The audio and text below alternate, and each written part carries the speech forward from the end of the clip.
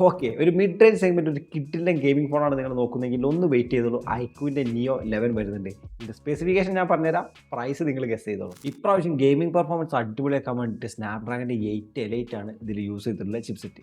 ഇത് കൂടാതെ അവരുടെ തന്നെ സൂപ്പർ കമ്പ്യൂട്ടിംഗ് ചിപ്പായിട്ടുള്ള Q2 ഇതിൽ കൊടുത്തിട്ടുണ്ട്. ഇത് കൂടാതെ 144 ഹെർട്സ് സപ്പോർട്ട് ചെയ്യുന്ന ഒരു 2K റെസൊല്യൂഷനുള്ള ഒരു അടിപൊളി ഡിസ്പ്ലേ ആണ് ഇതിൽ കൊടുത്തിട്ടുള്ളത്. ഇതിൽ തന്നെ അൾട്രാസോണിക് ഫിംഗർ പ്രിന്റ് സ്കാനറാണ് കൊടുത്തിട്ടുള്ളത്. ഇനി ഇതിന്റെ ബാറ്ററി ഡിപ്പാർട്ട്മെന്റ് നോക്കുകയാണെങ്കിൽ 7500 mAh ബാറ്ററി 100 വാട്ടിന്റെ ഫാസ്റ്റ് ചാർജിംഗ് ആണ് ഇതിൽ വരുന്നത്. ഇത് കൂടാതെ IP68, 69 പോലുള്ള water protection, NFC, Wi-Fi 7, IR blast തുടങ്ങിയിട്ടുള്ള ഒരുപാട് ഫീച്ചേഴ്സും ഇതിൽ കൊടുത്തിട്ടുണ്ട്. ഇനി ഇതിന്റെ ക്യാമറ ഡിപ്പാർട്ട്മെന്റ് നോക്കുകയാണെങ്കിൽ 50 മെഗാപിക്സലിന്റെ മെയിൻ ക്യാമറ, 8 മെഗാപിക്സലിന്റെ അൾട്രാ വൈഡ് ക്യാമറയാണ് ബാക്ക് സൈഡിലായിട്ട് കൊടുത്തിട്ടുള്ളത്. ക്യാമറ പെർഫോമൻസ് അത്ര വലിയ പ്രതീക്ഷ നിങ്ങൾ വെക്കേണ്ട ആവശ്യമില്ല. ഇനി നിങ്ങളൊരു ക്യാമറ സെൻട്രിക് ആയിട്ടുള്ള ഫോണാണ് നോക്കുന്നതെങ്കിൽ അതിനൊന്ന് വെയിറ്റ് ചെയ്തോളൂ. വിവോയുടെ X300 FE വരുന്നുണ്ട്. ഈ പറഞ്ഞ രണ്ട് ഫോണുകളുടെ ഡീറ്റെയിൽഡ് സ്പെക്ക് അടങ്ങിയിട്ടുള്ള വീഡിയോ നമ്മുടെ ചാനൽ ചെയ്തിട്ടുണ്ട്. നിങ്ങൾക്ക് താല്പര്യം ഉണ്ടെങ്കിൽ താഴെ ക്ലിക്ക് ചെയ്തോട്ട് വാച്ച് ചെയ്യാവുന്നതാണ്. So this is Vicky. By.